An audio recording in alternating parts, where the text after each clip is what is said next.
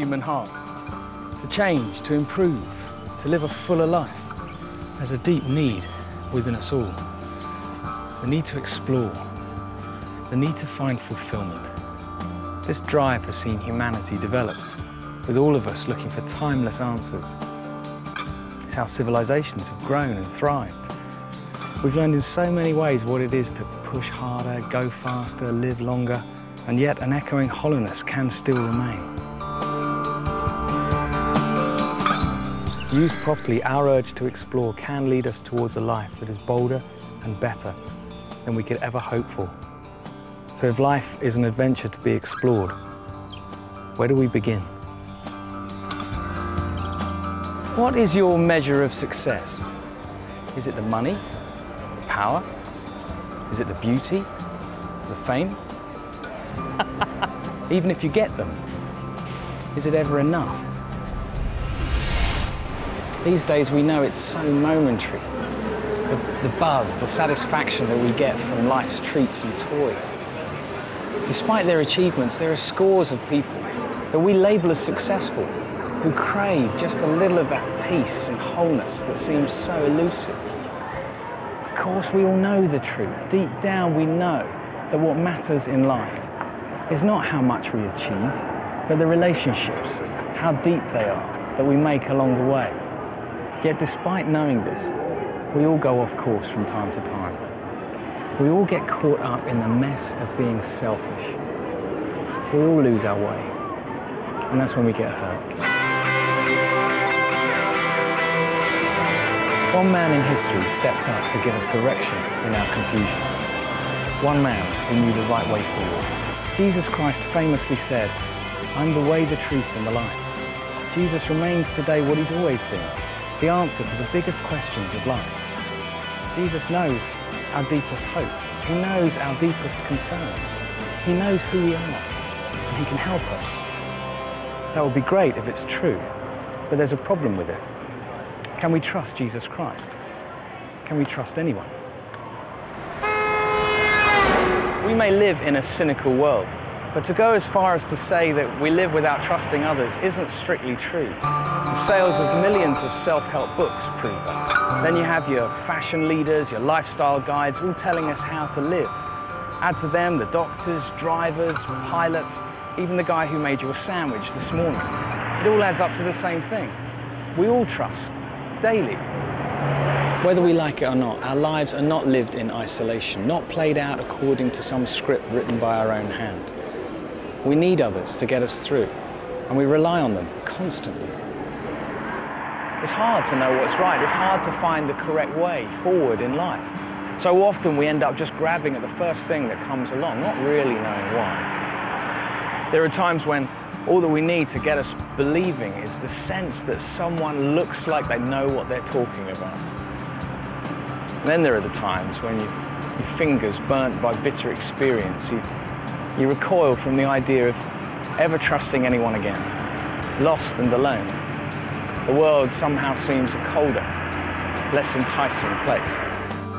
The truth about truth is that it's not some distant concept that we can never hope to grasp. Truth is not some impossible ideal that we can never hope to fathom. Nor is it a head thing, an idea out of step with real life. What if truth is a person? Jesus said, "I am the truth," offering himself as the ultimate, dependable, trustworthy source. In fact, he claimed to be God, the answer to every question, the solution to every problem. He's the antidote to every lie that's ever been believed. Jesus called himself the truth, someone to be trusted, someone to be led by. And that's the key to understanding what he was talking about. He's there to be followed, not just thought about or worshipped from a distance. Jesus sat down in people's kitchens, claiming that it's possible to know truth in person, God in person. He raised a whole new set of questions for anyone who listened. Is all this suggesting that we really can get close to God? Doesn't that mean we have to be worth getting close to? That I should be a good person that God would want to hang out with? Why would God want to know me? If we want to trust God, at some point we have to ask ourselves, what does God feel about us? How does he feel about the mess we create? None of us can really believe the myth that says that selfishness is pursued without consequence. Whether it's a result of selfishness or simply genuine mistakes, we all have a trail of destruction and pain that we leave behind. Our mistakes are part of our makeup. They're part of how we learn to do things right. But even more than scraped knees and missed appointments, there's a mess that gets left behind us that doesn't so quickly heal or get rescheduled. Our mistakes don't just hurt others. If we're really honest, we'd all say that we harm ourselves as well. But can we be healed? Can we be forgiven for the hurt we've caused?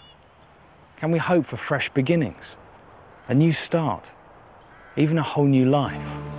By saying, "I am the life," Jesus made it clear that his answer to these questions is an eternal yes. He is the source of all healing, the master restorer. And to prove it, a little while after saying, "I am the life," Jesus died. God died and broke death apart from the inside. The resurrection of Jesus Christ is the biggest deal, the most important event ever witnessed. It's the ultimate answer to our ultimate question. What happens to us when we die? I don't know of anything else that compares. No one else has ever performed such a miracle. And because of this, we know his words can be trusted. It's not a case of mouthing the words or faking the feelings. Just as Jesus exploded into life, having died on the cross, so we need to allow him to bring an explosion of life in our hearts. Just as all the mess of life was soaked into him, so we can be set free from the burden of all our mistakes. It's about life. It's about freedom. Trusting in God is not about signing up to a code of ethics. It's not about learning the steps to a complex dance of religious ritual. That would be more of a burden than the wonderful freedom that God offers. It's life that we humans crave, not religion. It's really living that we long for, not just existing, and not just for today, but for always. And that only comes from one source. This beautiful, freedom-soaked, heart-firing relationship with the author of life. There have been many things said about Jesus, but this one phrase that he used to describe himself is one of the most provocative of all, and he knew he was being provocative. By claiming to be the way and the truth and the life, he was looking for a reaction. He wanted them to puzzle over it, to investigate it, to explore. What do you mean? 2,000 years is a long time. But Jesus' words weren't just meant for the people standing around him when he delivered them. His message echoes across time and culture. It means as much for me today, as much for you, as it ever has. Forget religion for the moment. This is about something far more personal. Jesus offers us himself. He offers us the deepest experience of life, the deepest experience of love that we could ever dream of.